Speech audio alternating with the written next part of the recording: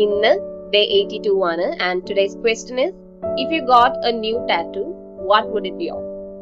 നിങ്ങൾക്കൊരു പുതിയ ടാറ്റു ചെയ്യുകയാണെന്നുണ്ടെങ്കിൽ, നിങ്ങൾക്ക് ചെയ്യാൻ പ്ലാൻ ഉണ്ടെന്നുണ്ടെങ്കിൽ അത് എന്തിനെ സൂചിപ്പിക്കുന്നതായിരിക്കും?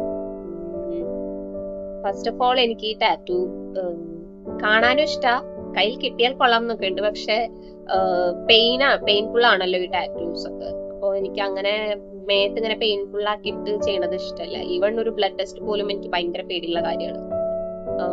എനിക്ക് എന്നെ കുത്തുന്നതും ഇതാക്കുന്നതും സഹിക്കാൻ പറ്റില്ല. അതൊരു സൈഡിലുണ്ട്.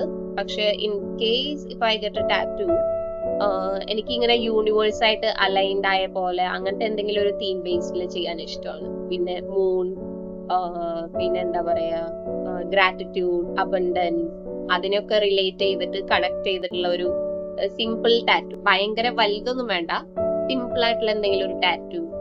അതുപോലെ ലവ് റിലേഷൻഷിപ്പിന്, ട്വിൻ ഫ്ലെയിം റിലേഷൻഷിപ്പിന് മെൻഷൻ ചെയ്യുന്ന പോലെ അങ്ങനെയൊക്കെ ചെയ്യാൻ ഇഷ്ടമാണ്. പക്ഷെ ഞാൻ ചെയ്യില്ല, അതാണ് ഉത്തരം.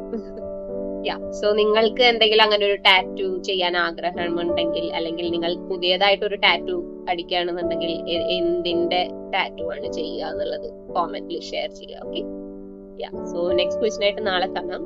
ബൈ.